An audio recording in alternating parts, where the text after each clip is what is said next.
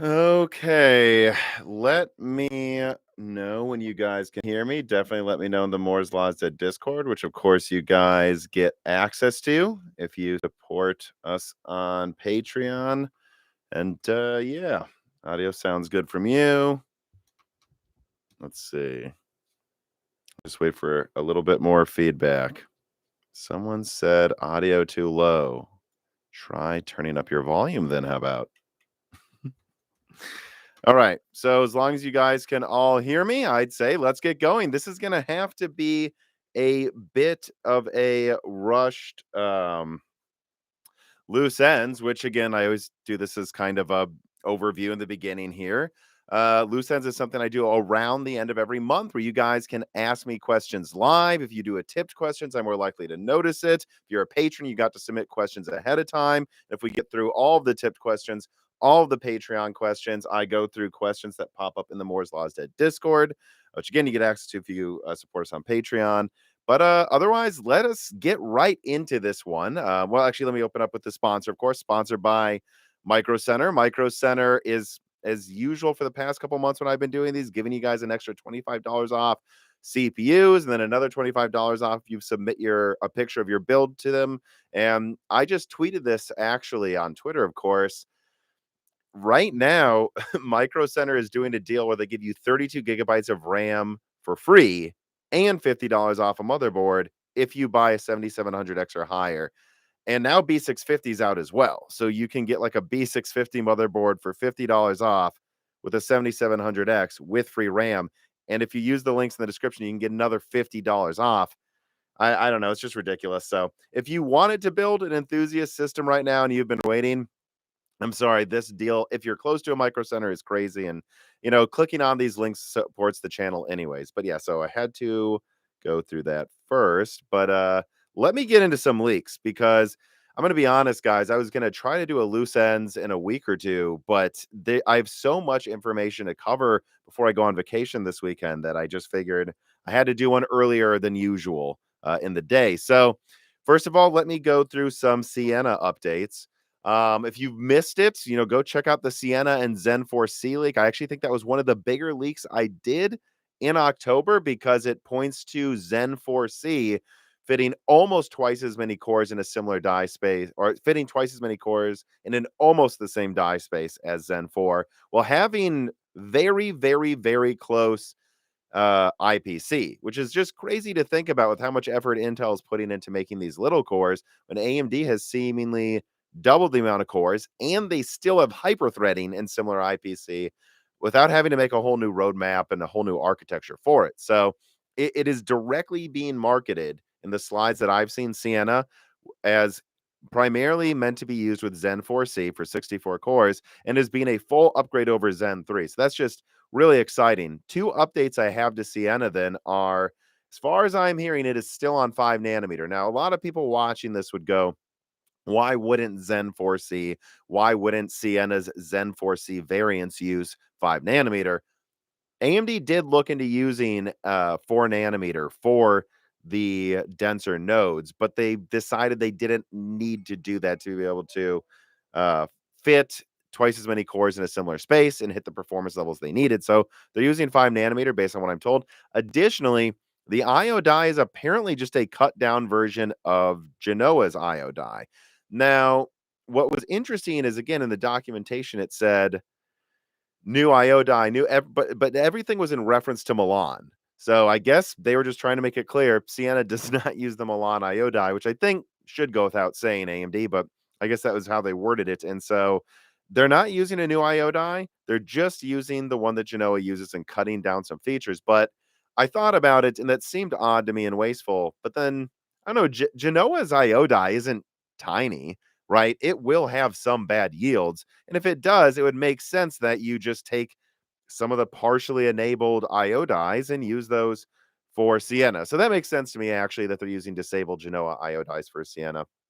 And then let me then move on to some updates to the 4090 power port / adapter melting fiasco that's going on. I'm sure there's a lot of people that will want to know what I've heard about that so far. I mean, I just didn't have time to do a video on this. I think in any other week during a normal year where we have a reasonable amount of news to cover, we would have had a whole video about the 12 pin failures going on with the 4090.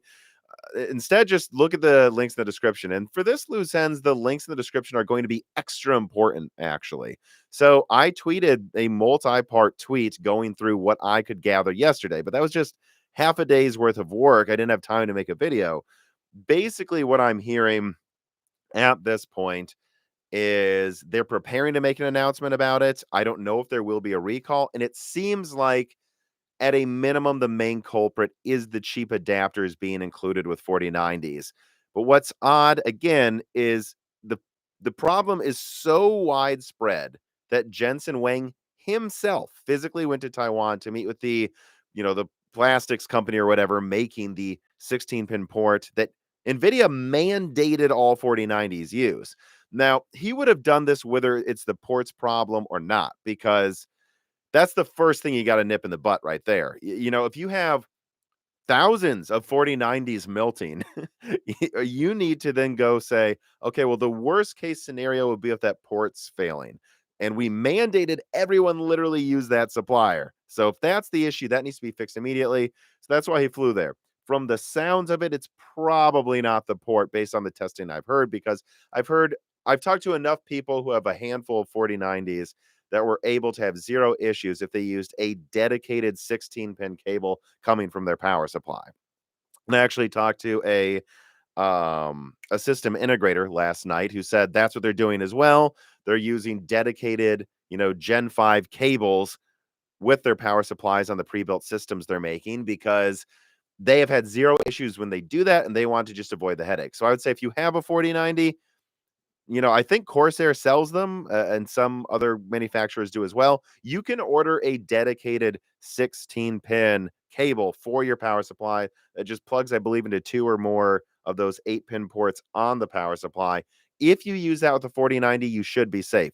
What's unclear, though, is if the 16-pin port is to blame at all. And I don't know.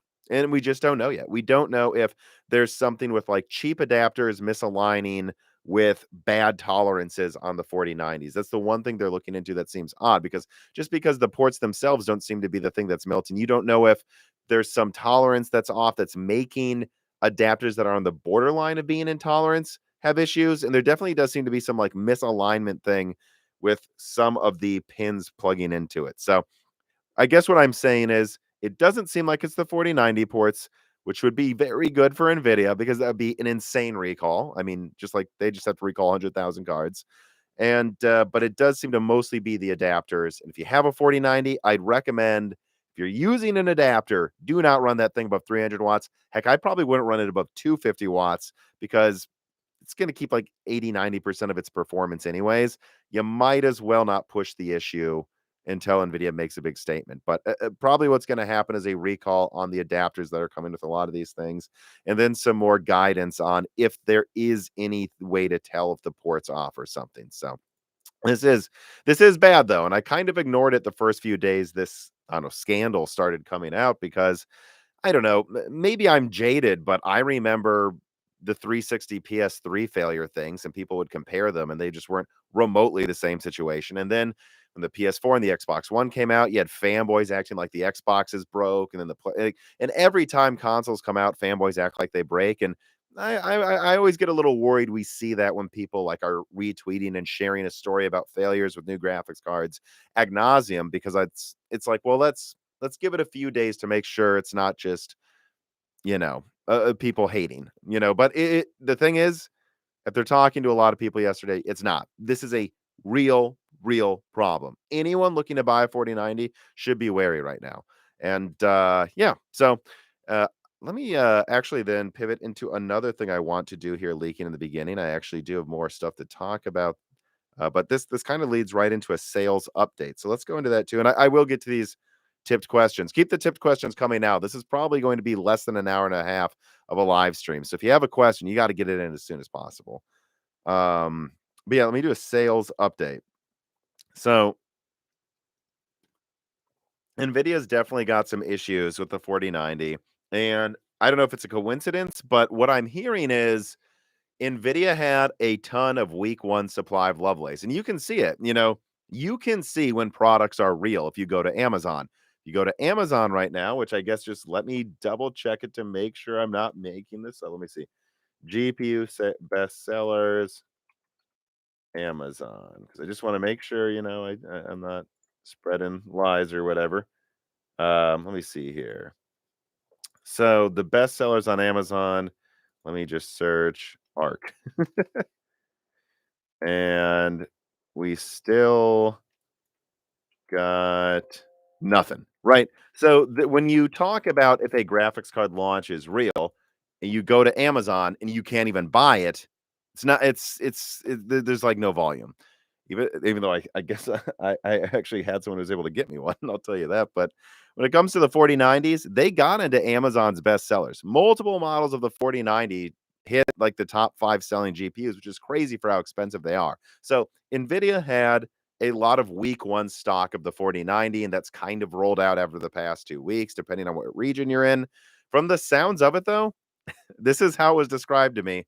Now that Nvidia has gotten their mind share win, which we'll see if that goes away soon with what's going on with these melting adapters, but because Nvidia got their mind share win, because people want Lovelace now, they think they don't need to supply it and they better just get rid of old stock first.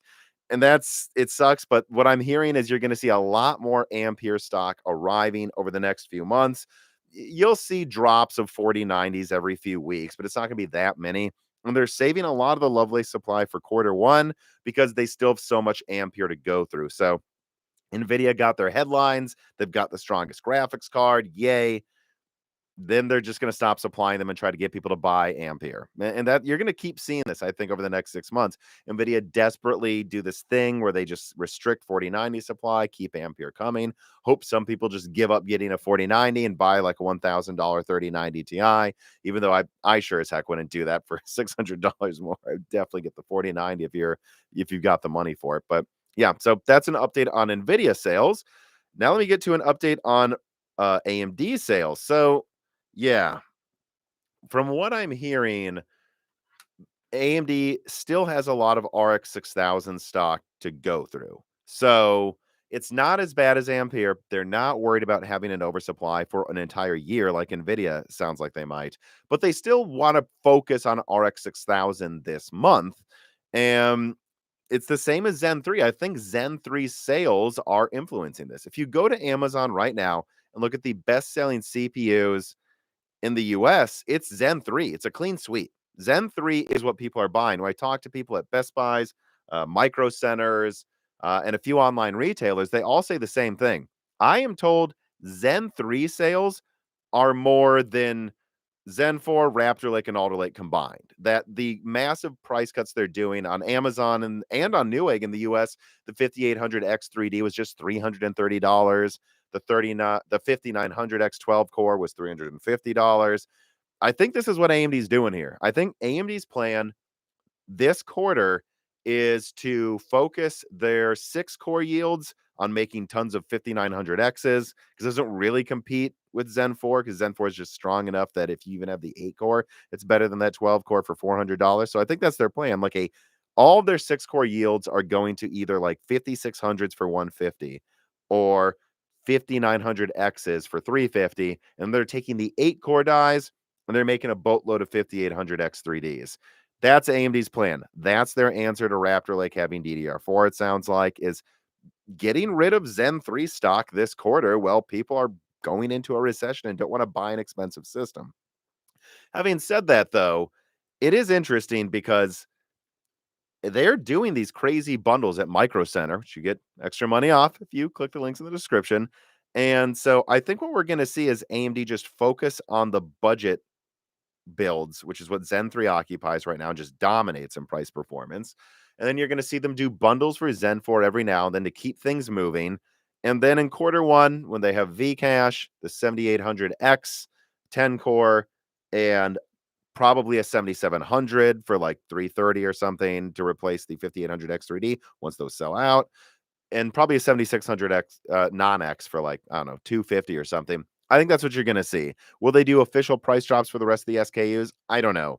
But if they launch a $450 7800X 10 core, a $330 7700, a $250 7600, and then launch Vcache models to take gaming performance. They get the mind share with the gaming performance.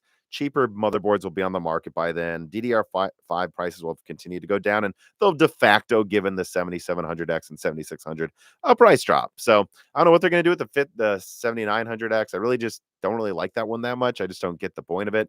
7700X is best at gaming right now. 7950X is workstation. You can afford the 12 core. I bet, and you're going to buy like a $400 motherboard. I assume you can afford the 16 core.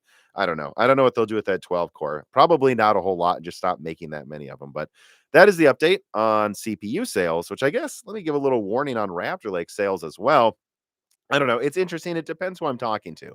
There's a couple micro center locations where they said Raptor Lake is selling really well. Even one of them said it was outselling Alder Lake. Interestingly, no one's buying Z790 motherboards with it. I think one store said we're not sure if we sold a single Z790 motherboard. Everyone is buying Raptor Lake with Z690 motherboards and budget boards like that. So that's interesting.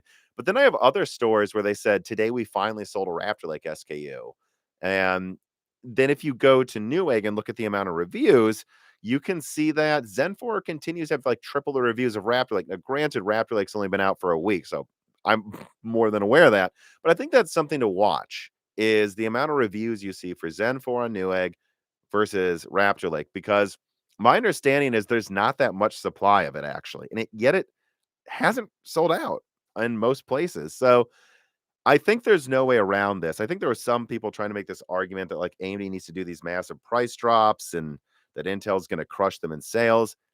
I'm not seeing it. I'm seeing at some locations Raptor Lake sells way better. At other locations, nothing's selling besides Zen 3. I think Raptor Lake's outselling Zen 4 a little, but I'm not convinced it's consistently outselling it by a lot. And I keep hearing that the 7950X is in demand by enthusiasts. The 7700X is what a lot of gamers want. And then if you're doing like a budget workstation or upgrading a previous build like I did, I have an i7 13700K right over here in this test rig to test the 4090 when it gets here, and actually to test that pile of graphics cards behind me whenever I have time to do the benchmarking. Yeah, I don't know. It sounds like a lot of people are buying Raptor Lake to upgrade their existing systems and make some of the budget like workstation builds, but overall, high-end systems aren't selling very well. People are buying Zen 3. In fact, they're buying Alder Lake a lot still too. And I just think we have to understand that this holiday season, I think people want budget builds and to not be surprised if Raptor Lake and Zen 4 sell very mediocre compared to previous generations. And I think that will surprise some people, but that is what it seems to be happening right now. So, all right, that is the sales update, and I'll get to the questions. I just have to get through all these leaks before I go on vacation, guys. But let me then move on to the 7800 X3D. Let me do a timestamp for that.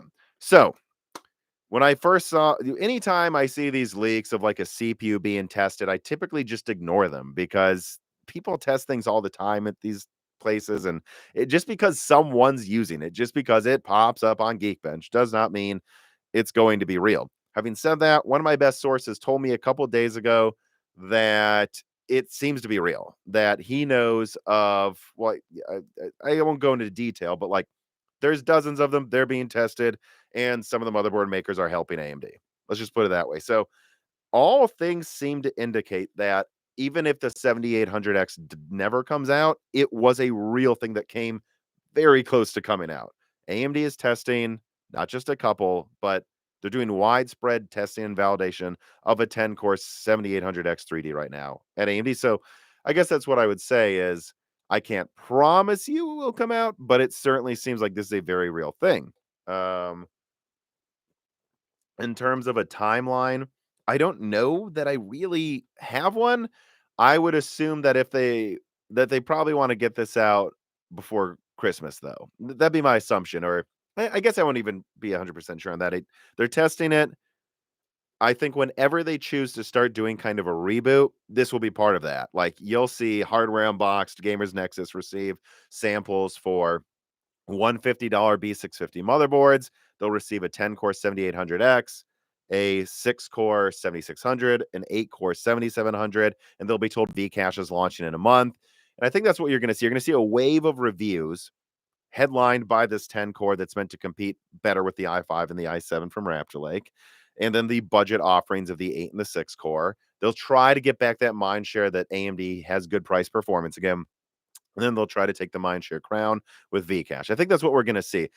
I think they could launch the 10 core before the end of the year if they wanted to. I think if we're being honest, they're likely to charge 450, although I wouldn't rule out that they would consider doing a $400 one and price dropping the 7700X a little, but I don't know. It's hard for me to say. I just because the 7700X is selling okay-ish, I hear. So I don't know. I think they should though, if I'm being honest. I think the 7700X should probably be like 350 or 380, and then they should drop a 7800X 10 core for like 430. And then I don't know what they're going to do with Vcache though, because we know they'll probably have a flagship 16 core Vcache model. I don't know if they do a 7700X 3D and just price it the same as the 7800X. That would make sense to me. But I'm not 100% sure on like the pricing and positioning yet, but that's kind of what I'm thinking is they would drop in the 7800X, maybe do a slight price cut to the 7700X next to the launch of the 7700. And then if I were AMD, yeah, I think I would just launch a 7700X 3D and price it the same as the 7800X and be like, hey, look, for $400 or 450, whatever they end up pricing it at, you can either get 20 threads and have the same gaming performance as Raptor Lake, or you can have 8 threads and beat Raptor Lake in gaming and a few other niche applications that use Vcache. That's probably what AMD is going to do. But that's all I know for now. So let's move on from that. Okay, then. And then let's go through Intel's earnings, which I actually don't have that much to say about Intel's earnings. Another bad set of earnings. I go check the links in the description, guys. I leaked some slides or some charts and slides from Intel's all company meeting they just had where they openly acknowledge that AMD has higher margins than them. And so this backs up what I've been hearing that Intel's raising prices on Xeons, they're raising the per 1000 unit cost of even Alder Lake. And even though Raptor Lake on paper is supposed to cost less than Zen 4 retailers, especially ones like Micro Center are really not making much money on it. So take advantage of that deal, by the way, that I have in the description to support me and go to Micro Center. Like that's to get you in the door. These are good deals they're giving you here, like with Raptor Lake pricing they have, and then what they're doing with Zen 4. But that's the interesting thing is what I hear about those deals for Zen 4 and Micro Center is this is not a situation where Micro Center is trying to get rid of Zen 4 because they're desperate. It's a situation where AMD's can afford to pay for brief price drops to see if this gets people to buy their stuff, and they're still making a slight profit on each unit or each system sold from Micro Center, if that makes sense. So I don't know what else to say. It's now official. AMD has better margins than Intel. They can afford to do price drops if they want to. I think the pricing you're seeing on Raptor Lake is going to be where it's going to be pretty much forever because it's already pretty close to cost. And I guess the only other thing I would say is I tweeted that thing about the corporate people movement slide, which I asked around at Intel and people, again, check the links in the description. And I was told it's just like a line to getting firing. They're just sugarcoating that they're about to get rid of a significant part of the workforce. And it sucks, but I don't know what else to say. Like, I think what I will say though is when it comes to exact numbers of the amount of layoffs Intel has, I don't think anyone should expect Intel to just like fire 20,000 people on one day. It's not going to happen. Like that's complete nonsense. That would be such a bad look. They're not going to have 20,000 Intel employees walk into the parking lot at the same time. No, they would create this corporate people movement thing so that they can slowly trickle out employees and try to make sure they leave on good terms. So I don't think we're going to see 10,000, 20,000 people leave Intel in a month here. I don't think, at least. I think what you're going to see is a trickling out of like 1,000 people every 2 weeks or something for the next 6 months, something like that. Like that's probably what they're going to end up doing, no matter how many it ends up being. And it's not like they have an exact number. I hear it's between like 10 to 20,000 people leaving Intel. It's not like Pat's like it has to be this many. They have that corporate people movement thing so that when they're getting ready to lay someone off, They have a gut check to see if that needs to happen. So that's what I think you're going to see. Don't expect to see some headline Intel fires 20,000 people in a day or even 10,000. Expect it to just be in a few months from now, reports coming out. Intel has laid off 10,000 people over the past few months. Slowly but sure, like every Friday, 100 people leave an office or something. That's what I think you're going to see, because anything else would be absolutely insane. But the reports of layoffs are real. They're coming. Okay. Final thing to get into here before I get through these listener questions or viewer questions. RDNA 3 updates. I'm sure you guys want RDNA 3 updates. I keep seeing it kind of in the comments of every broken silicon. What's going on with RDNA 3? Of course, AMD is officially unveiling RDNA 3 in less than a week from now, next Thursday. Here's the interesting thing, actually, about this one. I talked to someone yesterday about it, and basically the consensus is that not that much new information has emerged since about a month ago. So again, go look at the Angstronomics configuration leak that I also covered and verified what I could about it. Go look at what I've been saying for over a year on performance. It's going to try to roughly double RDNA 2 performance without doubling power consumption. You're going to look at something that probably is competitive with Lovelace and Raster, will being more efficient, and then ray tracing is still a bit of a question mark. From my understanding, RDNA 3 should bring at a minimum, at a minimum, like 2.5 times the ray tracing, I think, of RDNA 2. But remember, they were already behind Ampere. So Nvidia almost tripled ray tracing, and they were ahead. So if AMD is at a minimum 2.5 times better, but I think it's possible they get 3 to 4 times the ray tracing. I think it's still right, because like, even if we're being generous to AMD, like let's say Nvidia started at 50% better at ray tracing, even though some would say it was better than that. And then let's say they multiplied it even by only 2.5. Right. So for AMD to match Nvidia, they would have to quadruple like RDNA 2 ray tracing. And I don't think I think that's the upper estimate. And so I think what you're likely to see announced in a week is they're going to go through the one or two models that are launching this year.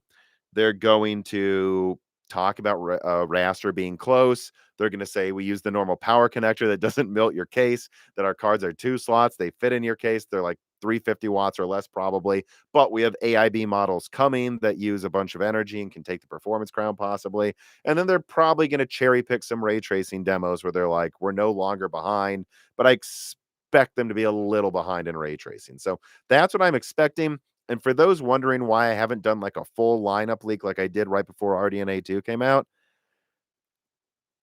from my understanding, like I said, the information to like suppliers and stuff hasn't changed that much. So like you guys already know the configuration. You guys already know the rough raster performance and power consumption. If AIBs aren't being briefed on the exact segmentation, from the sounds of it, RDNA 3 is, whether it paper launches in November or not, this sounds like a end of quarter 4 launch.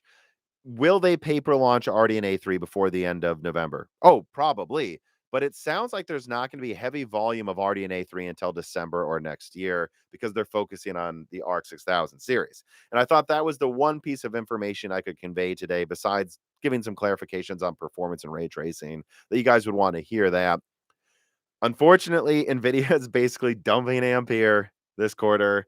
And unfortunately, AMD just, I don't think it's so much AMD is focusing on 6000 series, although they are. It's a combination of that, and they just don't feel rushed. They're looking at their Zen 3 sales, which are vastly outperforming Zen 4 and Raptor Lake, and they're going, I think people want budget options now. So why would we rush out RDNA 3 when we still have to get rid of RDNA 2, and we can just sell 6600s for 200, 6650 XTs for 300, 6700 XTs for 400, and 6800 XTs for 500, and 6900 XTs for 600? Like, all of those are going to be cheaper than the first products that launch out of RDNA 3. Like the 7900 XT is $1,000 minimum. The 7800 XT, I believe, will be $700 minimum. And they could certainly both be like 800 or 900 and 1200. We'll have to see what they decide to do. And what's the point then? It's like, people want the budget offerings. We're not rushed. Let's just get it right. Make sure it's positioned well. Make sure we don't use a connector that melts people's PCs. And, I think the high end builds are going to be really best Look, if you're getting that Micro Center deal, it's fine to build a Zen 4 system now for sure. They're giving you free RAM for Christ's sake. But if you're looking to get the best gaming performance, it just seems like quarter one, man. Vcache, RDNA 3, more Lovelace models out, prices lower, cheaper motherboards will be out. If you're doing a true high-end enthusiast system, if now's a good time to build and you have a Micro Center around you, not a bad time.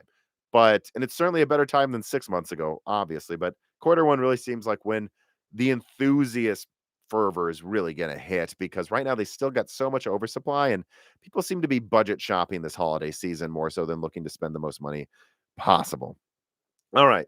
That was my updates. Let me get into these god dang questions. I will get to the Patreon questions too, but first, let me get to these tipped questions before YouTube makes them vanish, because they do that sometimes.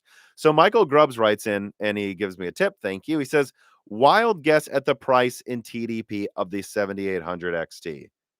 Well, let me make sure I understand, right? 7900X. Well, because the R9 700X 7900X is 170 watt, right? So, yeah. And the 7700X is 105, or is it 120? What is it? It's 125 watt. It is 105 watts. I could go either way, honestly, on what AMD decides to do with the TDP on the 7800X, because it's 10 cores. They're 105 watts. I would guess they go to 125 watts. I guess actually the answer to that question probably is this: i7 13700K TDP. What is the TDP on that? The 125 watts, I'm assuming. Let me see. Oh, come on, Intel, just tell me. Right. Okay. I think 125 watts, although it could be 105. I think very little chance of 170.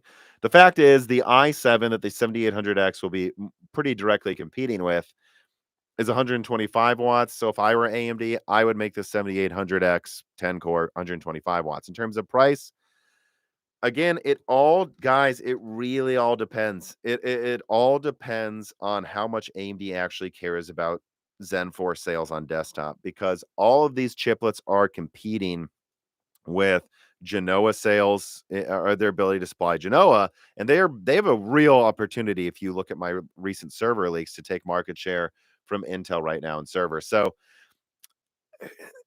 what I would hope AMD would do is make it 125 watt and price it at $400. Price drop the 7700X to 350.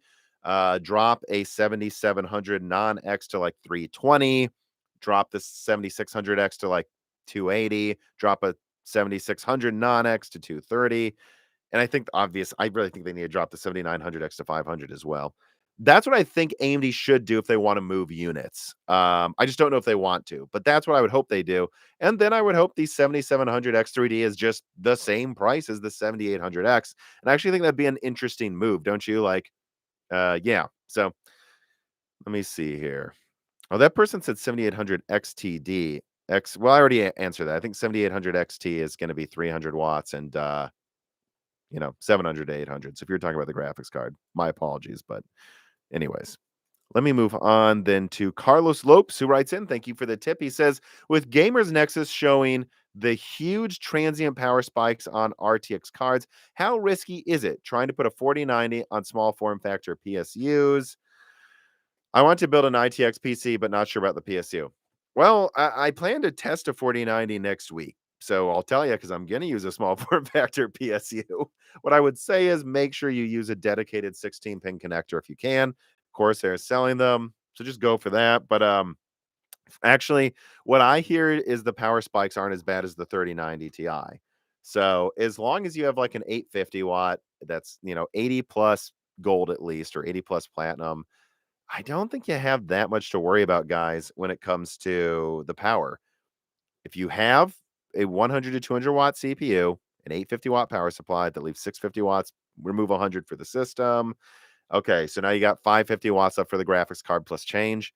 I just wouldn't overclock the 4090, and I'd make sure you have a decent small form factor power supply. But I don't think you actually have to worry if it's a good power supply, because again, for what I'm seeing, the power spikes aren't as bad as Lovelace. So it is a 450 watt card, unless you overclock it. It is not a secret 600-watt card, again, unless you overclock it. So, all right.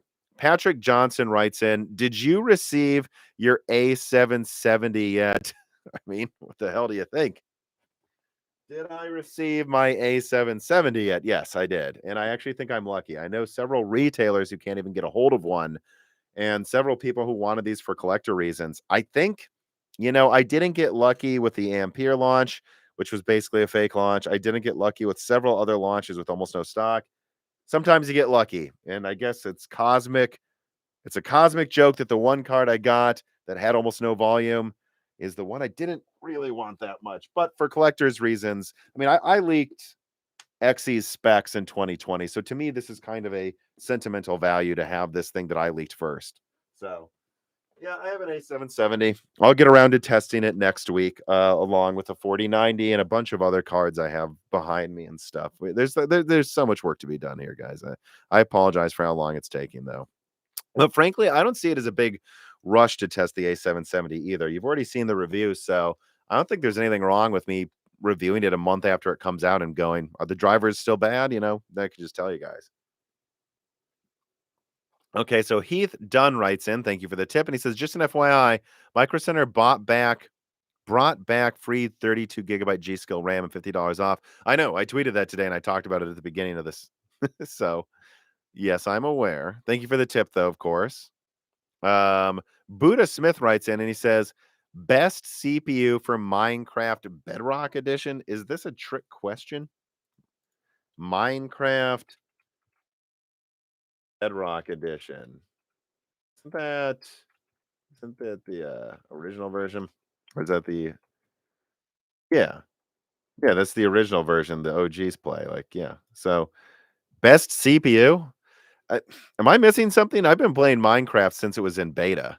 Uh, I played it when it only had 1 million players, which is funny to think of. Like that, it was an indie game at one point, by the way. Now it's such a mainstream thing.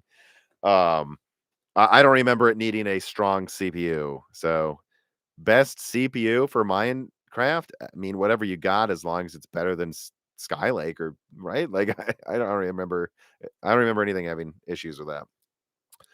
Golden Sun 3DS emulation enthusiast writes in, thank you for the tip. And he says, in my opinion, testing games at all max settings is the same thing as a synthetic benchmark. A benchmark is not a review. Testing $300 GPUs at max settings on 4K, then saying it can't do 4K is a bit elitist in my opinion. Well, maybe, but if I go to RX 6650 XT Xspot benchmark, the funny thing is it just depends what frame rate you expect now, which I think most people should be expecting 60 frames minimum. But like if I look at, did they test it in 4K did they not test it? Let me see. Where is they had to have tested 4K here. Come on. All right, I found a review on TechSpot where they did. The 6650 XT, I guess in their gaming average got about 36 frames in 4K. But so yeah, I don't know. I mean, it's funny to think if you just turned it down to high settings instead of ultra, that card's probably doing almost 60 frames in 4K for $300. I don't know. I don't have much to say. I think testing on ultra is about as silly as testing 8K half the times, but it's not always worthless. So that's what I would say. But yeah, I mean, I think using a mix of real settings makes much more sense. Um, all right. Remember, hit the like buttons, everybody. We got 1,200 people watching. Let's try to get at least 1,200 likes. Yeah, that link to the description as well. That benchmark there. Okay. Anyways, let me move on. Fernando Fonseca writes in and he says, would you blindly bet on Dragon Range or Phoenix over 13th gen mobile? So let me write this down as an update for Phoenix and Dragon Range, because I think this would be a good subject in and of itself. Would I blindly bet on Dragon Range and Phoenix over 13th gen mobile? Yes. Intel's rebranding a significant amount of Alder Lake for their mobile lineup for 13th gen, I think I've heard. And then in addition to that, the Raptor Lake does not hold a chance of beating Dragon Range. It will be closer than the worst cases scenarios we may have thought of 6 months ago, of course. Like, it's not going to be worse than Alder Lake. Raptor Lake is more efficient than Alder Lake, a lot more efficient. It's impressive, but considering it uses such a an inferior node to AMD. Don't get me wrong, but at the end of the day, Dragon Range is going to be, I think, at least 10 to 20% better than Raptor Lake H, like the big boy version of Raptor Lake on mobile. And I haven't even looked for an update on the core counts they're going to with that. So, Dragon Rage will be better in mobile, and they can add Vcache to it, and I'm told they could probably do a Zen 4C version. So if they wanted to, they could probably launch a 32 core 65-watt processor workstation using Zen 4C, and it wouldn't be as good at gaming, obviously, as Dragon Range with normal Zen 4, but it'd probably be about as good as mobile Zen 3 in gaming and give you like over double the multi-threading as Zen 3 is right now, like Rembrandt. So I don't know. Those types of things that AMD has access to. They're using a 5 nanometer node for Dragon Range. They've got a more efficient architecture because of that. They've got Vcache options, Zen 4C options, which is incredibly efficient. It doesn't hold a candle. And then Phoenix is going to be on 4 nanometer. I wouldn't say Phoenix is like a Zen 4 Plus, but it's a little tick above Zen 4 from the sounds of it in terms of efficiency. Like they had to design Phoenix on 4 nanometer that required some tweaks anyways. I'm sure it has extra power saving features. I think Phoenix is going to be a monster in efficiency, especially with its Xilinx AI accelerator attached to it. Yeah, I think there's just no way around that. That if you're looking to build a laptop, oh God, wait for Phoenix or Dragon Range plus Lovelace 4 nanometer laptops. It's gonna be you're gonna have, if you got like a 65-watt Dragon Range or even Dragon Range X, if they end up making that, combined with a Lovelace like GA1 or AD103 graphics card, I mean, you're talking about the equivalent of probably 3090 Ti desktop plus, I mean, what, like 5950X at least, if not 7950X if they had Vcache performance in mobile. Well, being possibly a 65-watt CPU plus a 100-watt GPU, which means they could barely fit it in those thin 16-inch gaming razors or something. I mean, that's last gen. That's last gen 800-watt desktop performance in a portable form factor. Wait for laptop, and yes, I would bet on AMD next quarter for that. But the good news is Intel will do what they have to, we've seen, to compete. So Raptor Lake will be better than Alder Lake, and Intel will feel some pressure for cheaper pricing on some of that. Even if they don't do cheaper pricing, I think the fact that Alder Lake and Raptor Lake will be widely available on laptop will keep the floor lower, or keep the median price on gaming laptops lower than it was before. So first half of next year is gonna be a great time to get a laptop if you're not getting an enthusiast desktop build. So, all right. Andyism writes in and he says, do you think AMD will try to pull an X370 type trick down the line on first gen AM5 owners where they wanted to lock out Zen 3 CPUs from? No, I don't. I think AMD, they backtracked on that. And if they backtracked on that because they realized they were wrong, if they realized they were wrong about that type of a thing in the past, I don't think they're going to do it in the future. No, no, no, no. I think the biggest thing you'd have to worry about with AM5 early adoption is like, does the third chipset they release for it, right? Because they did three, right? They did X370, X470, X570. So I'd assume they're going to do at least three chipsets. I would guess there's probably going to be a new chipset, at least a new premium chipset. Maybe they'll just keep using B650 for budget boards for years, but there will probably be an X770 for Zen 5 early 2024. And then I think the X870 chipset, I wonder if the X870 chipset will have CXL support, because I talked to Dave Eggleston about this, which you'll get that episode early and ad free. He was a former VP at Global Foundries. He was a product engineer at AMD. He worked at SanDisk. He works at all these companies. We talk about the death of Optane and CXL and what you can do with CXL. So that's coming out soon to patrons and then, of course, to the public. And what it sounds like with CXL, it's just too expensive for consumer right now, but it does seem like AMD is going to at least bring it to Threadripper within a year from now, or a year and a half from now. If they bring it to Threadripper a year and a half from now, I would wonder if the X870 chipset would have some CXL functionality. And what would that be, then 2025 or something? I don't know. I'm not saying it will, but that is the only early adopter thing I'd worry about with getting early AM5, is if there's like a new use for CXL or some integrated accelerator stuff. And CXL is like a third interface for like, you'll listen to that episode. That's the only thing I'd worry about with early AM5 adoption. Having said that, though, I mean, I still don't think I still think that'd be mostly niche for gamers for the next 5 years. So if you're like, oh, but what if some CXL thing happens in the future with AM5? It won't be cheap, and it'll be like 3 years from now or 4 years from now. And by then, you've been using AM5 for 3 or 4 years and can still upgrade to the newest CPU. So I wouldn't worry about it. I don't really think you have much to worry about getting AM5. In fact, another thing, let me write that down too. Another thing me and Dave Eggleston talked about was PCIe 6, DDR6. I mean, he has his own thoughts on like DDR becoming less useful in servers in like 5 years and like new memory standards. In terms of consumer stuff, we think DDR5 will be around for a very long time. And we don't really see a need for PCIe 6.0 for gamers for a very long time. I know this sounds like the classic thing people say of we don't need 4.0, we don't need whatever, but I do think 5.0 plus DDR5 is future proofed enough for the next 6 years for gaming easily. And I mean like high-end gaming. So I wouldn't worry about like a PCIe Gen 6 coming and then being screwed over with early AM5 as well. Could Gen 6 come to AM5 as the last chipset? It's certainly possible. But I just don't see a rush to it in consumer. I really don't. I think AMD and Intel push the envelope with Gen 5, and neither of them think you need Gen 6 anytime soon. We talked about SSDs. We think IO is the bottleneck on loading games right now, not faster SSDs. So I think Gen 5 SSDs will be by far the most you need in gaming for like 5 years. So rest assured, you get AM5, you're good. The only thing I can think of is some kind of new use for CXL, but that would be 3 years away anyways. It wouldn't be cheap. It'd probably be niche for 6 years. So that's it. You're good. You can get AM5. Sorry if that was long winded, but I had a lot to say about it actually. Um, okay, what do we got here? Tech Kev writes, and he says, at 1,000 views, you're in AMD Thunderbird territory.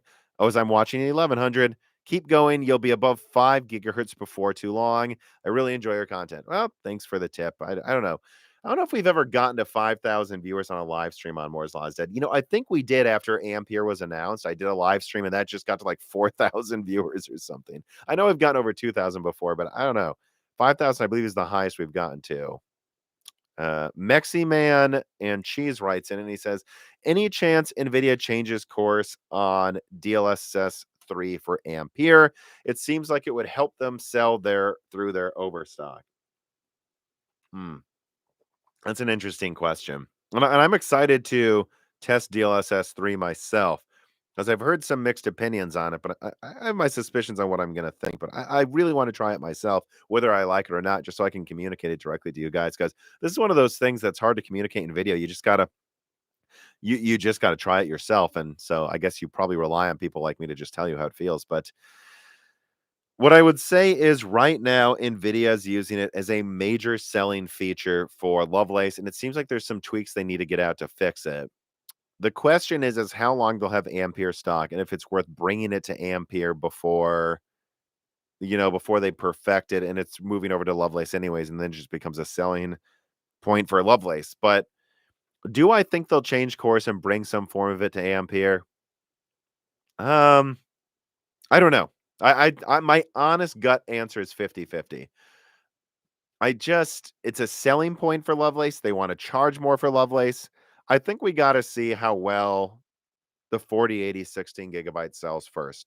If the 4080 doesn't sell well, and it relatively speaking, like I think it's going to sell out because it's a new product. All new products sell out, but it depends. If they supply a lot of the 4080, which I'm not even convinced they will, by the way, I kind of think they're not going to supply a lot of it. Um, and then it stays in stock for a week. That's when they might go, hey, we got to make sure people want to buy Ampere this holiday season. But I think they're going to wait to see that first. And I'd be surprised if they weren't playing around with that. It's just right now, the focus was 4090 and 4090 reviews. They wanted that extra reason to buy a 4090. From the sounds of it, they're going to mostly be supplying Ampere, not Lovelace in late quarter 4 through early quarter 1. So that would be when you want to release DLSS 3. Only have DLSS 3 on Lovelace when the 4090 first comes out but it's already sold out. So now would be the time to do it. But I'm 50-50. But I just that's the mindset I think they would have when they think about doing it. Kalaine Rachel writes in and says, "Have you seen the DXVK mod, DX9 through 11 to Vulkan mod? Seems to help Arc a lot. Arc actually be competitive in a lot of older titles." No, and I don't want to have to download a mod to use a graphics card. David Brown writes in and he says, "Do you think next gen Intel will support AVX 512?" I mean, do I literally know that? I think so, yes. Honestly, they almost supported it with Alder Lake and Raptor Lake, but at the end of the day, I think they just realized there were probably some critical bugs that could pop up because Gracemont, the little cores, don't support it. They've got to see if they can add that to the little cores or perfect a system that doesn't send instructions to the little cores. So, do I think Meteor Lake will support it? Yes, I do. Certainly Redwood Plus will on consumer if they bring some version of that. So, which of course I leaked Redwood Plus on on the Granite Rapids leak in that last server thing I did a couple weeks ago. So let me put that down though. Say timestamp. All right, let me keep going through the tipped questions. I don't want you guys to get burned. Intel's high core count 13th gen jumps in power. Will this also be an issue for Zen 4C with high potential core counts? This is by Rylus. Well, I leaked that Siena goes up to 225 watts, and that's about half the power of Bergamo at 128 cores. So, no, I don't think so. I think 16 Zen 4C cores use slightly more power than 8 Zen 4 cores. And I don't think that at most, really. And they have lower. So, no, I don't think so. I think what you would see if they brought Zen 4C to AM5 is because the sounds of it, what I'm hearing, I guess I forgot to say this in the Siena update, is indeed, I think I said Siena in the leak is 3 to 3.3 gigahertz. That it sounds right on the money. I got more feedback recently that it seems like for the most part, Zen 4C tops out at 3.1 gigahertz. But we have to remember this is for Siena, a server product. So I would guess if they brought it to desktop, they could probably push it to about 3.5 gigahertz. I'm a little skeptical of 4 gigahertz, to be honest.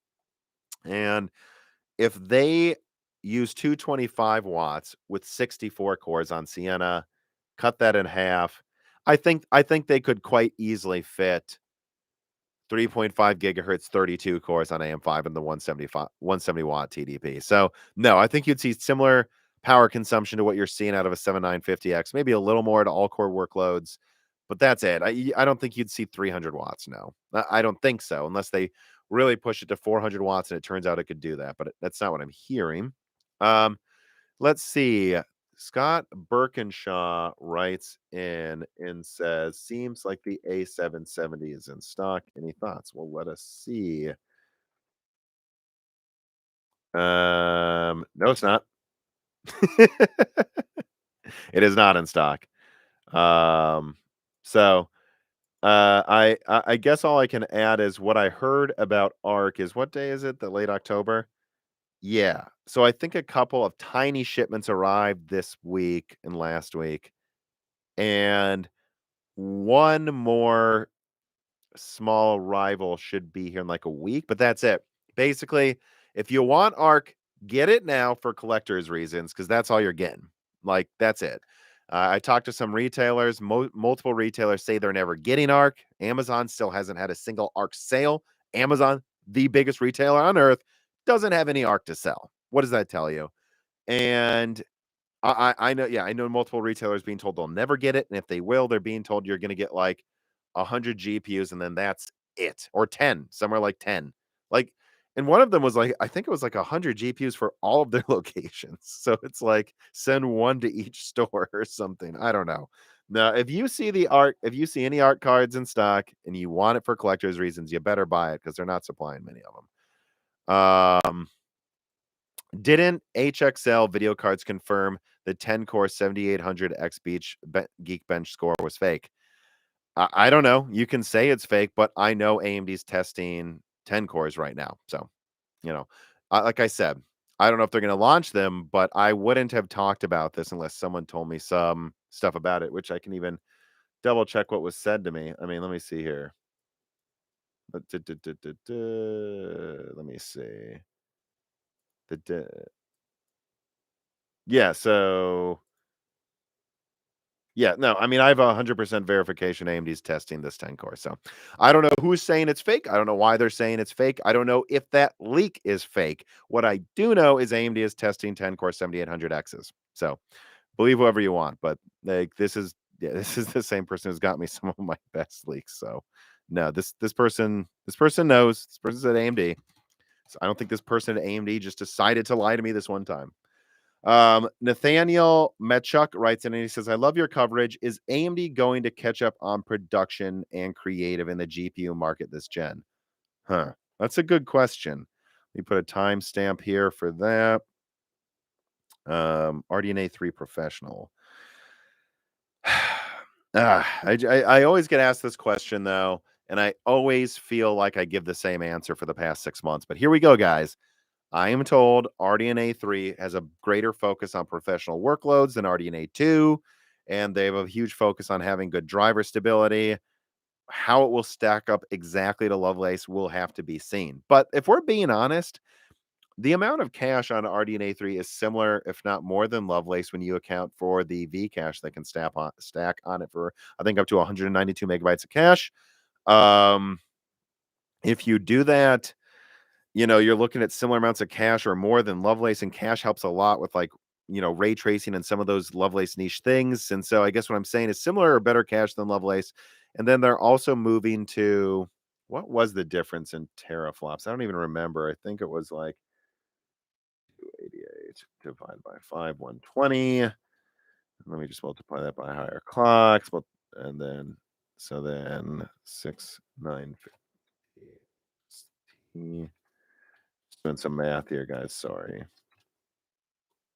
Yeah, then multiply that by 23. So I think with RDNA 3, you're looking at like, and then if I just account for possibly this, you're looking at like 65 to 80 teraflops or something, probably, right? So yeah, like, or 60 to 80 teraflops, let's call it. So the 4090 is 83 teraflops. So similar or more cache than Lovelace. Maybe a little less teraflops, but not as much less as before. I think you're gonna have some really, on paper, good non-gaming uses for RDNA 3 that catches up pretty close to Lovelace. Will its encoding and everything else be as good? We're just gonna have to wait to see. But you know, are they gonna catch up? I don't know. Are they going to be much closer than before? Yes, that's my answer for now. And I hear that their drivers are going to be very, very stable, and people are very excited about the work they're doing on that. So let me see here. Let me see what I'm being sent here. Oh, that's an interesting link. Sorry. Someone just sent me a weird thing.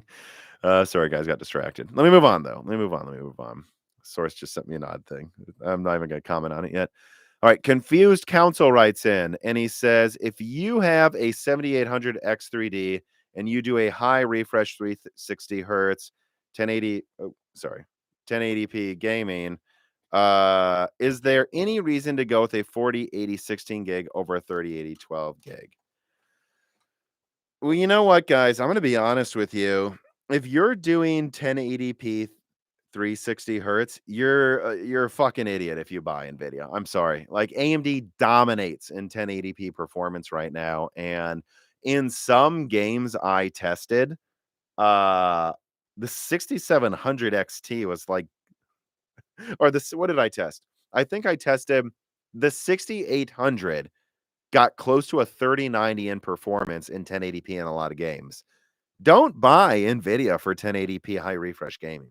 That is my honest to God advice. That is my advice.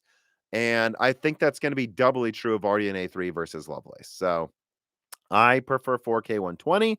If you are doing that, no, you got to get it. And if you're hell bent on buying Nvidia, go get advice from someone else, because I'm not one of those people that just like kowtows to like. My advice is that if you're hell bent on Nvidia, then just go get Nvidia and don't listen to me, because I recommend Nvidia for a lot of things now, but in 1080p you got to go AMD, guys. I'm sorry. And if you're using it for work and play, I find that hard to believe if you have a 360 hertz 1080p monitor, but then that's up to you.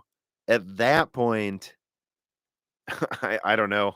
At that point, I'd honestly recommend something as silly as a 3070 Ti if you can get it for like below 500 or a third, like because you don't need the extra RAM in 1080p, and everything above that just doesn't scale very well in 1080p from Nvidia. So, yeah, I, I, I guess to answer your question is if you were hell bent on Nvidia, my answer would be not only do I not think you should get a 4080, I also don't really think you should get a 3080.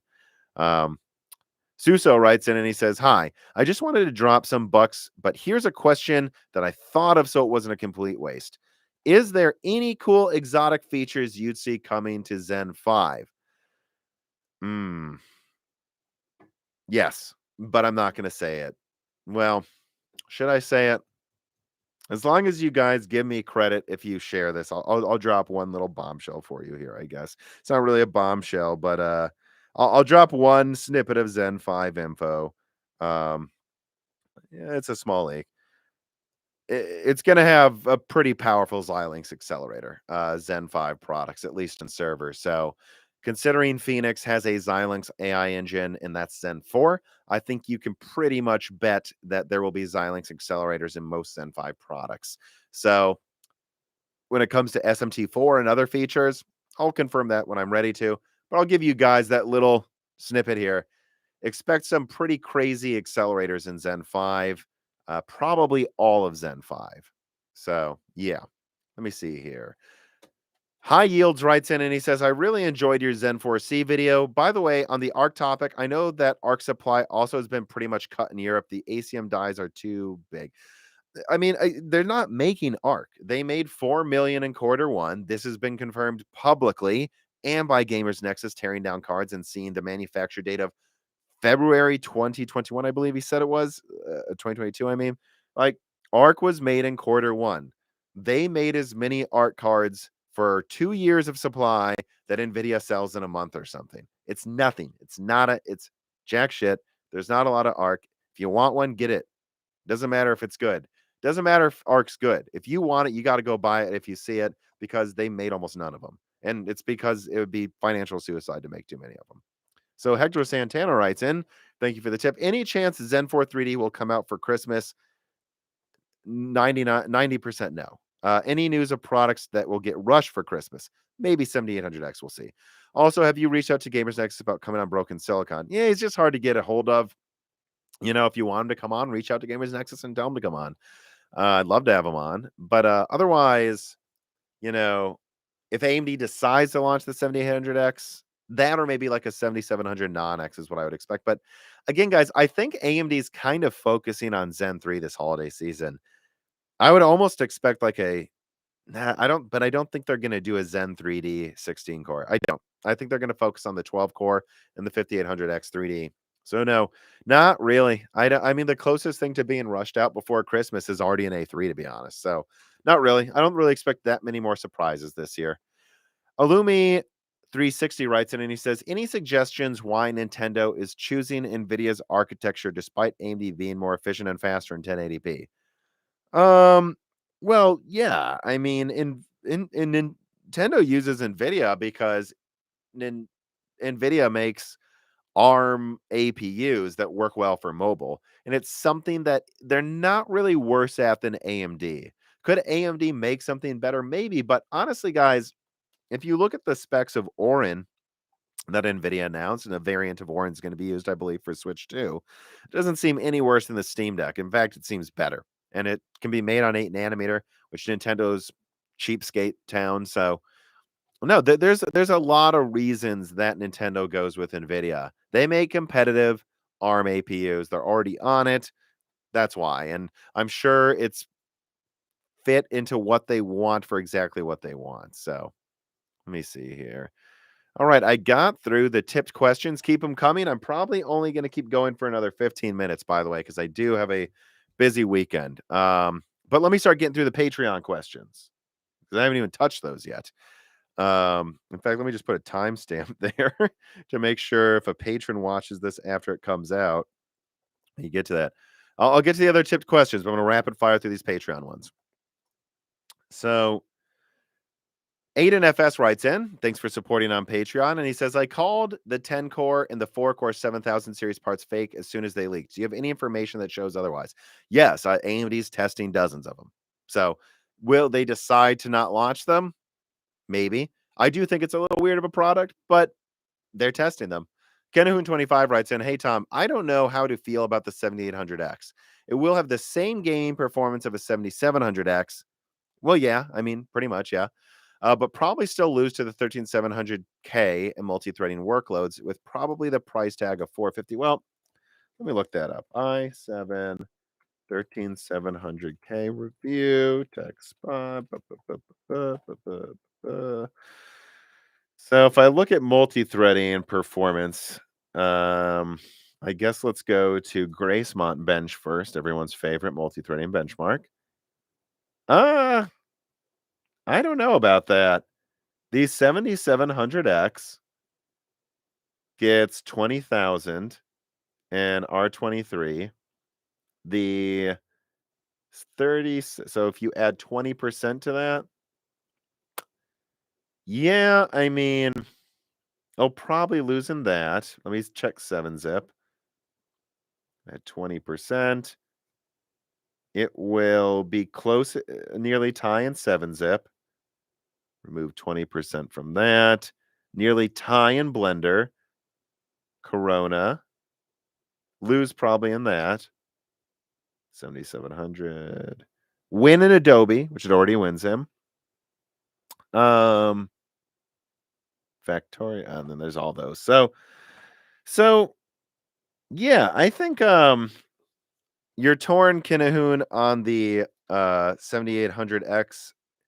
I think what you would see is it slightly loses to the i7 and multi-threading on average, and it ties in gaming. And so if they make it $400, it's cheaper than the i7. I think it makes it very unlikely it's like 480. So I don't think it's going to be directly in between the 7900X and the 7700X in pricing. I think that there's a chance AMD may launch the 7800X for 400 and price drop the 7700X to 350 to directly compete with the i5. And then they have this thing that is, ties the i7 or slightly loses, but is cheaper, uses less energy. That's probably what they're going to do. If you're torn on it, yeah, it's a weird one. But it all just depends if they have the yields for it, which maybe they do. I don't know, because personally, I don't think they need to cut almost any of these CPUs down to 4 cores, but maybe like 5% of their yields need to be could be disabled to 4 or 5, and they're like, let's just launch the 5 core and save a tiny bit for the 4 core. That's another thing to remember. It's totally conceivable that the amount of yields they have that would require 5 core CCXs, or even just using a 6 plus 2 core or something like weird like that, like that would be a situation where maybe only 5% of their yields can even become 7800Xs. And so there's just not a lot of supply anyways, but it fills a gap in their product stack. So I don't know. That'd be the other reason they launch it. Let me just got a message here. Let me see. What is this? Yeah, so sorry, distracted again. Apologize. Chris Rich writes in and he says, should sales of the 4090 be stopped? Should the release of the 4080 be delayed? I think they can solve this before the 4080 comes out. That's in 3 weeks. Less than 3 weeks. They can solve the problem before then. When it comes to the 4090, they basically are stopping sales. So yeah, I mean, I think they're going to basically. All right. Stu writes in. He says, hey, Tom, I'm curious if you've heard any specific architectural changes to the stream processor count in RDNA 3, as in hybrid FP32 int 32 shaders. Over doubling the shader count would be extremely impressive. Well, I've already covered this. Angstronomics covered it a little bit before me. Yeah, it over doubles shader count. So the Remedy writes in, regarding RDNA 3, I've seen some people speculating whether the 7800 XT will be on Navi 31 or 32. What can we expect? And how many SKUs do you think AMD will announce next week? Well, obviously at least one. I'm honestly torn on how many they'll announce, but I'd be a little surprised if they announce more than 2. But we'll have to see. Maybe they'll do the 24 gigabyte 7950 XT, the 20 gigabyte 7900 XT. But I still think that no matter what they do, because Nvidia hasn't launched a 4090 Ti yet, and I think they will launch a 4090 Ti, I think it would behoove AMD to save the 7950 XT for faster GDR6. 27 gigabit per second is around the corner, saving golden samples, pushing it to 400 watts. I would save the 7950 XT. If I was AMD, I would announce the 7900 XT and the 7800 XT. That's what I would do. I don't see a point, and I would cut down the 7900 XT slightly, like slightly, and then I would cut down the 7800 XT more than they did the 6800 XT, but not as much as the 6800, so that they can try to maybe even make it a 16 gigabyte card for $800 that beats the 4080 or ties the 4080 16 gig, and then the 7900 XT is, you know, 85%, 90% the performance of peak Navi 31, but they're able to keep it around 350 watts, 2-slot coolers, make it reasonable. And then they save the crazy one for when Nvidia has the 4090 Ti coming out. That's what I would do if I was at AMD. I don't see the point in pushing power consumption early when you know there's going to be another flagship coming from Nvidia and people kind of want to bargain this fall instead of a $1,600 card. I don't know. That's what I would do. Nicholas Buckner writes in and he says, how likely is Intel to cut the wrong RDNA R&D products? I got the impression that they were swimming in lakes and lost in all those forests over there, but I worry Intel will miss the forest for the trees. Anything that Intel cuts will have been for a reason. Anything Intel cuts, if they cancel Nova Lake, it's because there was another lake they were working on that was a better use. I'm just saying when they cut these architectures, these are things that can happen. It's because they had a better option. Like Ocean Cove was a thing, I think 4 years ago. They cut it in lieu of launching Golden, Raptor, and Redwood Cove, right? Redwood Cove was just better on track, more efficient, more useful. And they didn't need Ocean Cove then because of that. And then Lion Cove, they were like, what's the point? Right? Lion Cove is better. Redwood Cove is coming along fine. No Ocean Cove. So if you see them cut this, it's going to be for a reason, I think.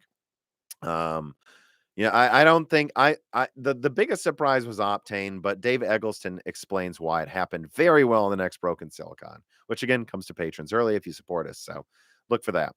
That was the main thing that surprised me, but now that he's explained it, honestly, isn't that much of a surprise. All right, the prick writes in, and what a name.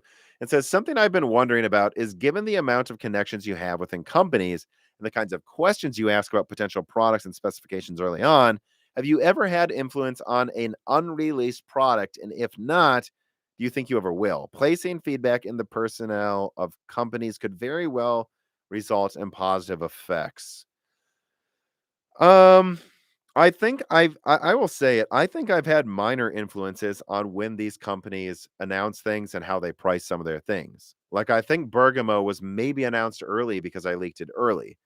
And I think there's a chance every now and then you see AMD announce a server product way earlier than usual because cat's out of the bag. And I think I've had some effects in that way, but I see that as helping consumers. You guys know when it's coming way before they were going to tell you. So, if you're buying something now, well, you could have waited for this. So, but in terms of like affecting actually the specs or anything, I don't think so.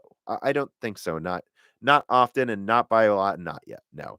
But I will say it is something I think about sometimes because there was definitely something with Intel and the A780 where they tried to they tried to burn me on that, and that was weird. So I do think about that more and more now, though. The bigger this channel gets, like if I say something early, is it going to make them change their wording or something? Or I don't know. I think about that, but the short answer is pretty much no. Brett Summers writes in and he says, Tom, not so much a question as much as a thanks for continuing to bring high quality content. There's just been so much of it to cover. I think once in a while, it's good to hear it from the community. Keep up the fantastic work. Tell Dan he's all right as well. I will. Dan is okay. All right. That is all the patron questions. We got another tipped question here. And I think that was someone telling me, let me see here. Yeah. So, okay.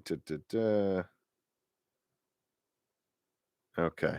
Nope, no emergencies yet. I got another 10 minutes, it looks like, everybody. All right. Dave the Freak writes in and he says, I want to buy a new laptop and have my eye on the Zephyrus G14 with a 6800 HS, or should I get the old one with a 5800 HS, or should I wait for Phoenix? This is, as I think Steve always says when he comes on Broken Silicon as well. It's like, well, the answer always is, say it with me, everybody.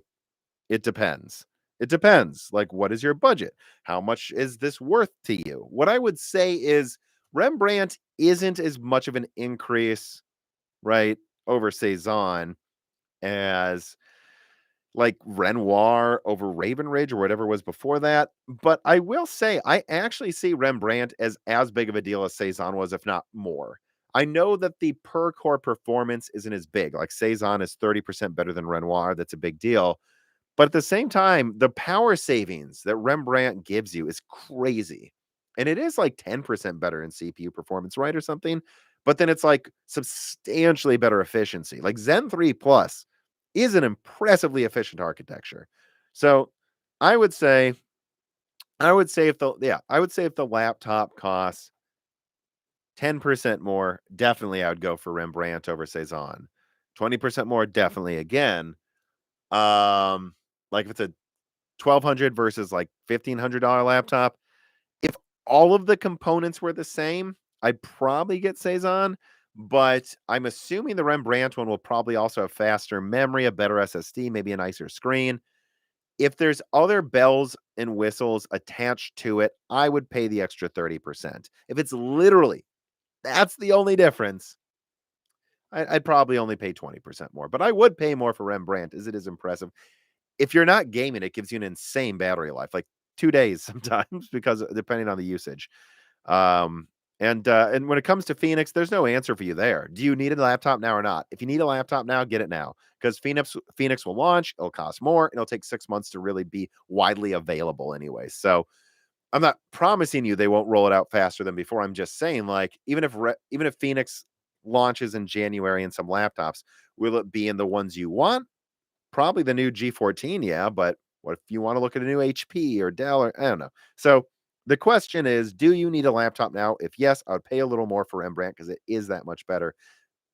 But if you can wait, like I have a 2060 Studio laptop with a Comet Lake 6 core, 2 terabytes of SSD storage, 16 gigabytes of RAM, a 4K OLED touchscreen.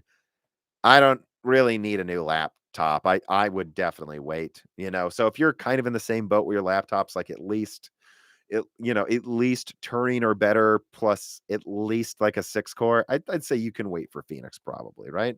Right, that's my advice to you. Wasn't there one more question? Let me see. Oh, and iGPU Gamer said, give Recio a warm hug for me. I will.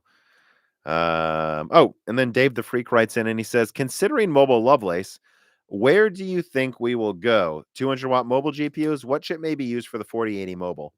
I mean, what they used they used GA 103, the 103 die for the 3080 Ti.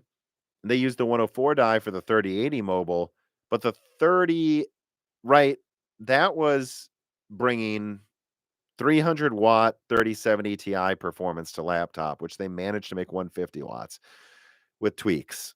So if they could make Ampere go from 300 to 150 watts in laptops with some compromises, well, 104 uses 280 watts. So I think there's no way around it. They may use the 104 die. They'll probably use the 104 die for the 4080 and the 103 die for the mobile 4080 Ti again, but it will be closer, right? And they canceled the 4080 12 gigabyte. My guess is they're just going to use that only for laptop, which is probably a better use of their time, by the way, anyway. So that's what I think.